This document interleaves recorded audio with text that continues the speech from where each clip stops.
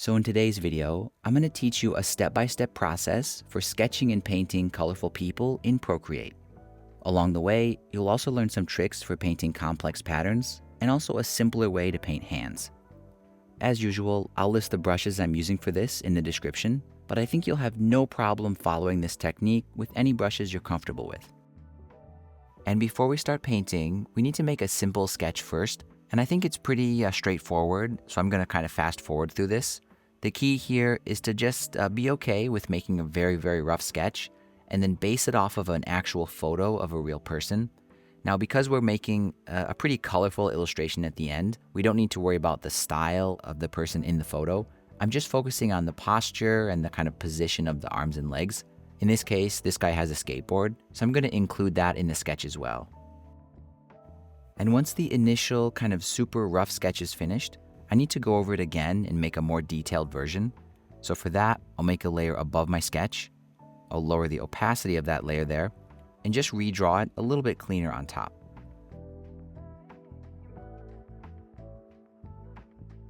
After that, I'll hide the original sketch, and I'm going to make some adjustments to my refined sketch here. And usually what I do is I just use the warp tool and I'll sort of mess with this a little bit and kind of balance it out. In this case, he looks like he's going to fall backwards, so I'll do my best to sort of rebalance him. And finally, with our sketch finished, we can move on and start painting. So for that, I'm going to move the refined sketch to the top layer here. I want it to be above everything. Then I'll change the transparency mode to multiply. I'll lower the opacity around 20 or 30%, just so it's a little bit harder to see. And then I'll start painting on a blank layer down here, below the sketch and below the paper texture. And since today's painting project sort of focuses on characters with really colorful shirts and outfits, I'm going to start by painting the shirt first. And this is going to have a really intricate sort of repeating pattern. So to do that, I'm just going to temporarily turn off the sketch and make sure I'm working still on a blank layer down here. For the brush, I'm going to use the rough quill, and I'm just going to create a couple of kind of random elements. In this case, I want to create these little cactuses and pots, but you can definitely paint anything you want. And then to fill this out a little bit, I'm just going to do some random shapes kind of in the in-between spaces. And this whole kind of thing here is basically going to be one segment of a pattern, and it's all on one layer. So to create the whole pattern, I'll just scale this down, and then I'll create a bunch of copies of it and just sort of tile them together.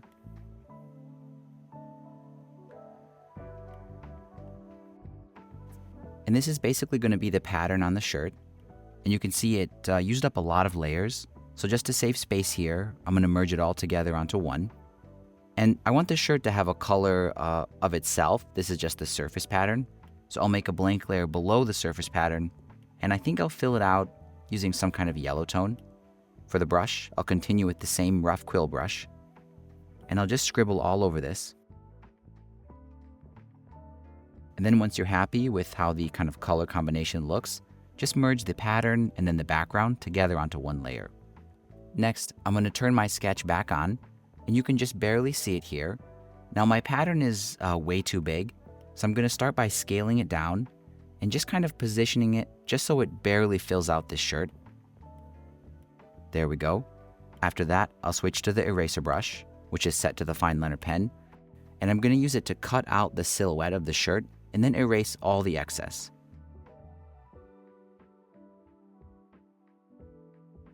And there we go. That pretty much finishes the shirt for now.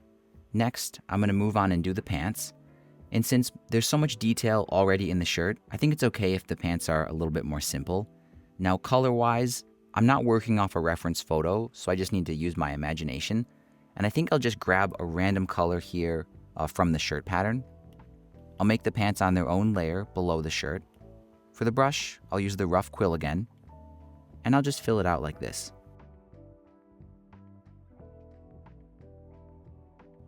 And because the sketch is switched on, you can see what's going on with the legs. But if I turn it off here, you can see it's much more confusing. And I think I can fix this by adding a little bit of shading. So for that, I'll turn the sketch on. I'll make a blank layer above the pants. I'll set this layer to multiply. I'll choose some other brush here. I think in this case, I'm going to use the Shoto ink brush. And I'll just paint this on. wherever I think there should be a shadow. And then after that, I'm going to switch to the water blender, and I'll kind of smooth out anywhere where there's kind of a transition.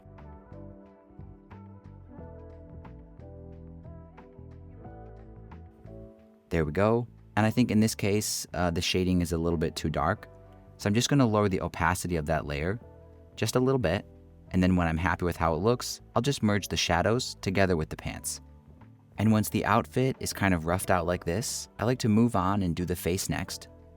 And that's going to be on a blank layer as well, kind of above everything so far. And it's pretty simple. I'm just going to use the consistent quill brush and a skin tone to kind of roughly fill it out. And then after that, I'll continue on the same layer and use the fine liner pen to fill out the ears, eyes, nose, and mouth. The hair is a little bit different though. I like to kind of exaggerate the frizziness. So for that, I'm going to use the colored pencil brush just to roughly fill out a sort of darker hair tone. And then I'll follow up with a lighter tone and use a little bit more kind of ordered strokes.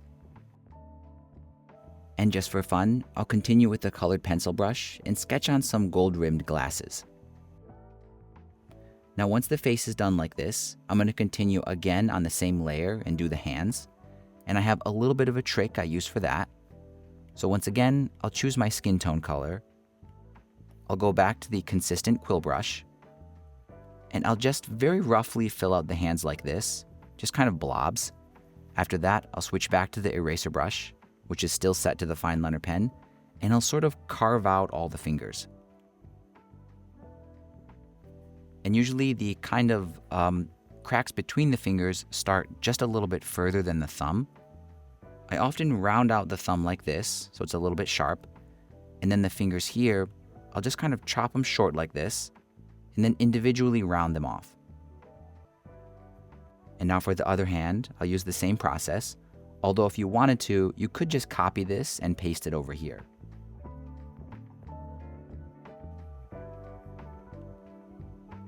And there we go. I think those turned out pretty good. Once the hands are finished, I like to move on and add some of the major accessories. So in this case, it's a skateboard, but for your model, it could be a backpack or maybe a purse. So for the skateboard, I think it'll look nice if it's a kind of light pink tone. So for that, I'll make a blank layer that's above everything. And I'll just roughly fill that out using the consistent quill again. And then for the details on the skateboard, I'll make another layer above it, and I'll just fill those in using the fine liner pen this time. Now because we're sort of painting in a watercolor style, the brushes I'm using have a lot of transparency, and you can see the shirt kind of showing through. So to fix that effect, I think the best way is to just make the skateboard itself more opaque. So to do that, I'm going to select the skateboard layer, I'll make a duplicate of it, and I'll select the bottom copy or the original one here. Then I'll raise the brightness all the way to max, and this basically makes a white version of the skateboard. You can kind of see it better here in the thumbnail, and because it's white, it's sort of blocking out some of the colors that are coming through. So as I create more duplicates of the white skateboard, it makes the whole thing more and more opaque. So in this case, 2 or 3 copies is enough, and I'll just merge everything for the skateboard together onto one layer. And I can start working on how it overlaps and kind of interacts with some of the other elements. In this case, the hand is below it, so I'm actually just going to move that layer above the skateboard, and that solves the hand issue. Now for the sleeve, it's a little bit trickier. I think the best thing is to just erase through the skateboard. So I'll use the eraser brush, still set to the fine liner pen, and I'll just erase a slot into the skateboard to allow the sleeve to show through. And once the skateboard is finished, we can move on and start adding some kind of finishing surface details. And those are going to be on a blank layer above everything. For the brush, I'll use the colored pencil brush, and I'm just going to add little lines and little details, just kind of penciling them in.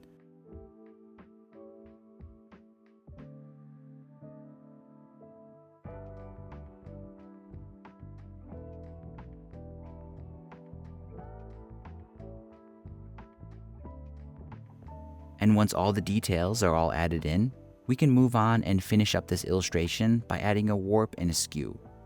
So for that, I'll turn off the sketch, we don't need it anymore, and I'll merge everything together onto one layer. I'll zoom out here a little bit. And I'm going to start by grabbing the arrow tool and setting it to warp. And I'll just mess with the posture a little bit and also the proportions as well and see if I can, just create something a little bit more interesting. And lastly, as a finishing touch, I'm going to give this whole illustration a skew. So to do that, grab the arrow tool, set it to distort. I'll zoom out here, and I'm going to rotate this person so he's leaning forward just a tiny bit. Then I'll grab the blue node here in the middle, and I'll shift the whole thing back until it sort of balances again. And this just gives the whole illustration a sort of interesting kind of momentum feeling. And just like that, this illustration is finished. Kind of in retrospect, like during the editing of this video, I kind of noticed that the process looks a little bit overwhelming, especially if you're a beginner, but I still think it's very achievable. The reason I think it might be overwhelming is because it doesn't really start to come together until maybe 75% of the way through. And if you're a beginner, it can be hard to trust the process for that long. So if this sounds like you, just trust the process as best as you can and finish it to the end. And I think you'll be so impressed with what you can paint. As always, if you think I've earned it, please give this video a like. And here are 2 more illustration tutorials I think you'll love to watch next.